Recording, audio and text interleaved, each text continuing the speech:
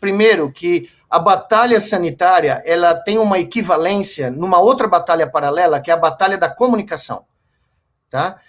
O Brasil precisa de uma mensagem clara, direta, verdadeira e transparente da gravidade do que nós estamos passando nesse momento. É a maior crise humanitária da história do Brasil. Pode se transformar na maior crise humanitária do mundo no século XXI, tá? Vamos deixar isso muito claro. Então, o papel da imprensa, da mídia, dos jornalistas comprometidos com a sociedade, os jornalistas honestos, né? A mídia brasileira tem um papel essencial em deixar muito claro o que está acontecendo no Brasil. Essa é a primeira mensagem que eu acho que é fundamental. Nós nunca tivemos uma mensagem central, real, verdadeira, e agora, mais do que nunca, a verdade baseada em fatos científicos e previsões reais precisa ser dada aos brasileiros, porque a sociedade brasileira também tem que cumprir o seu papel. Isso aqui é uma bifurcação do nosso país, é uma bifurcação existencial que outros países já passaram na história. Os países que falharam no teste dessa bifurcação existencial, ou as sociedades, ou as culturas, sumiram. Elas foram extintas. Os países, as sociedades ou as culturas. Pensa nos astecas, pensa nos maias, pensa no tudo que aconteceu na história da humanidade quando essas sociedades, numa bifurcação existencial, tomaram o caminho errado. Então, agora, eu falo para os jovens, eu falo para as pessoas que se aglomeram clandestinamente para assistir jogo de futebol, ou que vão em festas. Eu vejo da minha sacada aqui do meu prédio, festas ocorrendo nos outros prédios ao meu redor. É um apelo para responsabilidade e para maturidade da sociedade brasileira. Ou a gente se une e sai disso junto, porque só os políticos não vão dar conta, mesmo porque o Brasil não tem políticos, com raríssimas exceções, do século XXI. Nós temos políticos do século XIX, tá? Que não conseguem navegar com os problemas e com os diálogos, né? Quando eu falo, as Forças Armadas de uma pandemia se chamam ciência e medicina. Se nós não convocarmos os generais da ciência e da medicina para ajudar o Brasil a sair disso, pode esquecer. Então, esse é o meu apelo. E a última coisa que eu queria deixar para vocês é, quando você entra num colapso sanitário, mesmo que regional, vamos supor, a região sul, que já colapsou, a partir daí, é uma cadeia de dominós que começa a cair, tá? O hospital em Porto Alegre ontem já teve que contratar carros frigoríficos para dar conta dos corpos. Não estava dando conta do manejo das vítimas fatais. Quando você perde... Isso aconteceu em Nova York, Los Angeles, começou acontecendo em Manaus, aqui no Brasil, agora em Porto Alegre.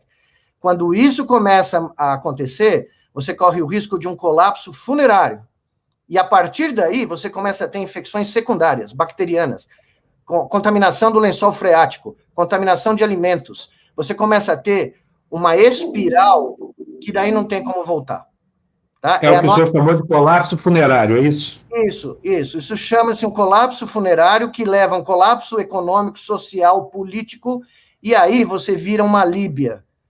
Você vira um país completamente fora de controle. Não sei se alguém aqui nesse país está esperando por isso, está apostando nisso.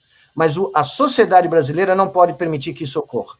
Ela não pode renunciar ao seu dever cívico, tá, de salvar o Brasil como um todo. Porque se a região sul e a região sudeste colapsarem junto com a região norte, eu estou dizendo seriamente para vocês, Fábio, não tem volta. Tá? Aí não adianta lockdown, aí não adianta nada. Porque não vai ter para onde pôr as pessoas. Tá? Quanta gente pode morrer nesse cenário, professor? Então, no cálculo mais otimista, existe uma possibilidade, se esse negócio sair do controle ainda mais, e um colapso aqui em São Paulo e nas capitais, 17 capitais do Brasil já estão próximas do colapso sanitário, tá? 17. E eu acredito que 2 aí tem que ser incluídas a mais. Mas, enfim, se isso acontecer, nós vamos cruzar 2.000 óbitos nos próximos dias, semana que vem. No mais tardar, semana que vem. Podemos chegar até 3.000 óbitos rapidamente, tá? É só calcular. Em 90 dias a 3.000 óbitos, né? Vamos lá. 270 mil, nós vamos dobrar. Vamos dobrar. Mil, se a gente sair de controle e o colapso for completo, tá? Nós estamos falando de ter 500 mil vítimas.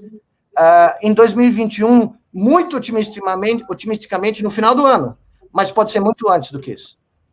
Tá? Os Estados Unidos perdeu o controle no inverno, eu não sei se vocês viram, chegou a 5.500 óbitos em um dia.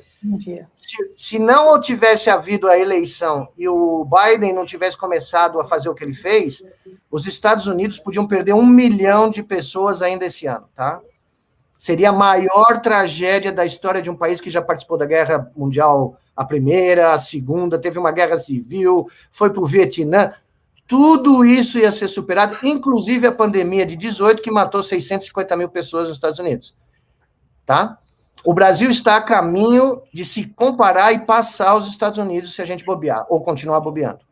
Mas é isso. Professor, deixa eu dizer uma coisa para o senhor. Vitor, não vai dar tempo, porque a gente tem a agenda dele. Eu só queria encerrar essa entrevista, professor, dizendo que o senhor acaba de dar a entrevista mais importante que a gente fez aqui desde que esse canal foi aberto, sabe? E que nós vamos torcer para que dessa vez o senhor esteja errado nas suas previsões. Porque o senhor nunca errou e espero que a gente não seja obrigado a viver esse quadro de completo caos social, porque por trás disso vem instabilidade política, vem o fim da nossa democracia, enfim, vem o pânico todo que acompanha uma situação de catástrofe social como essa que o senhor descreve como uma possibilidade que está aí no nosso horizonte, batendo na nossa porta. Então, sinceramente, eu espero que o senhor dessa vez tenha errado. Fábio, só para terminar, eu espero também estar completamente errado, desejo estar completamente errado, nunca pensei na minha vida que eu desejaria estar errado numa previsão científica, mas eu queria só deixar uma frase do John Barry, que é o maior historiador americano de pandemias, e talvez um dos maiores do mundo, que escreveu no seu livro A Grande Influenza de 18, ele disse o seguinte: no frigir dos ovos, para escapar de uma pandemia, você precisa de uma decisão política de pelo menos um estadista.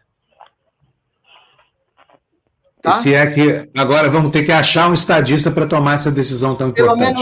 Pelo menos um cara, me perdoe o linguajar, pelo menos um brasileiro com culhão de fazer o que precisa ser feito nesse momento, tá?